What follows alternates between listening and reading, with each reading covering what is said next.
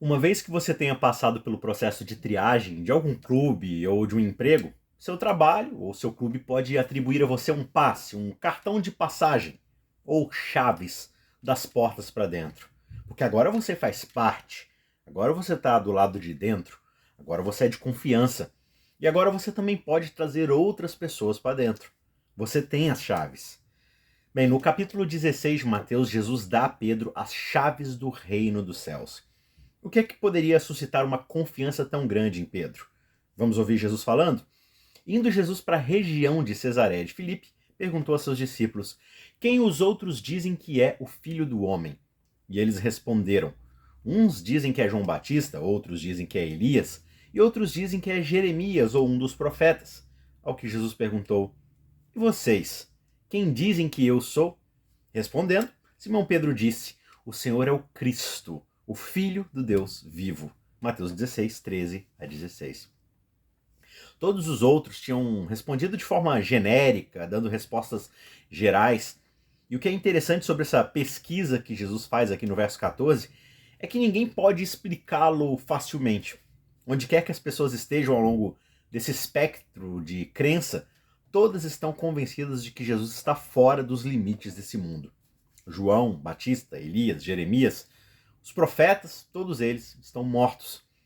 Mas vendo a autoridade do reino de Jesus, todos concluem que ele tem algum tipo de poder de retrocesso em relação ao poder da morte. Só que é Pedro que dá a resposta definitiva. E ele acerta na mosca.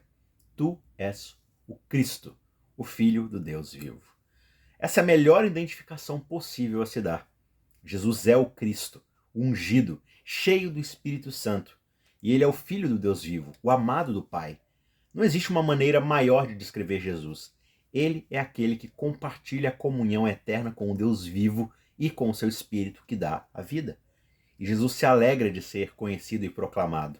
Então Jesus lhe afirmou: Bem-aventurado é você, Simão Bar-Jonas, porque não foi carne e sangue que revelaram isso a você, foi meu Pai que está nos céus. Verso 17. Jesus ele repete o seu ensinamento de Mateus 11, 27. Nós não aprendemos a verdade de Deus a partir de nossos caminhos sábios e instruídos, nossas experiências e nossa jornada. Nós devemos receber essa revelação do Pai, através do Filho, pelo Espírito Santo. Isso é de acordo com as Escrituras. Mas agora que Pedro está no interior dessa verdade, as chaves do reino são dele. Também eu lhe digo que você é Pedro, e sobre esta pedra edificarei a minha igreja, e as portas do inferno não prevalecerão contra ela. Eu lhe darei as chaves do reino dos céus. O que você ligar na terra terá sido ligado nos céus, e o que você desligar na terra terá sido desligado nos céus. Versos 18 e 19. Pedro, que em grego é Petros, significa rocha, pedregulho, bem forte. E há uma grande incongruência aqui em Simão receber um título tão exaltado. Esse pescador não esquecido é agora o Pedroso, a rocha. E não apenas Pedroso para os seus companheiros, ele é o Pedroso para o Senhor Deus de Israel. E deve ficar claro que ele é renomeado não por causa de suas qualidades inerentes, mas por causa dessa revelação vinda do Pai. E agora Jesus usa um jogo de palavras. Você será chamado de Pedro, de Pedroso, de a rocha. E sobre esta rocha construirei a minha igreja. E aí você pega isso junto com as chaves do reino e você tem aí ingredientes para fazer doutrinas como o ensinamento da Igreja Católica Romana. Pedro é, supostamente, de acordo com eles, o primeiro Papa. E esse estabelecimento de pedra, de pedregulho, de rocha, é o fundamento sobre o qual a verdadeira Igreja de Jesus está construída, ou seja, Pedro.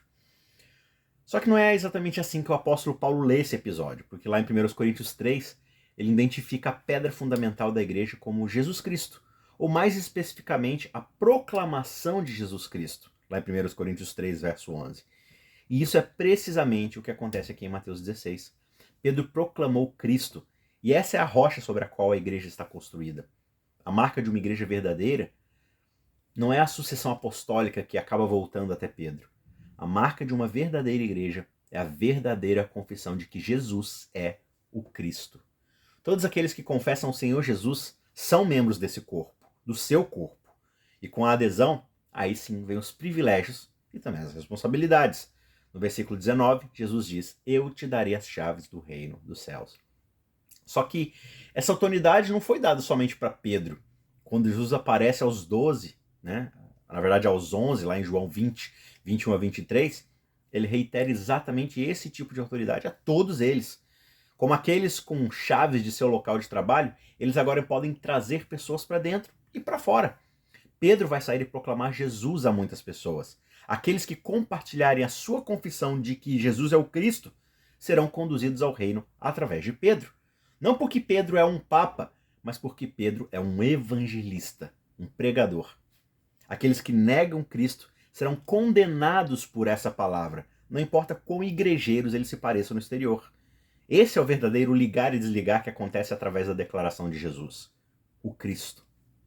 As chaves do reino, na verdade, representam uma confiança incrível, mas elas não devem fazer de nós papas, elas devem fazer de nós pregadores, proclamadores do Evangelho.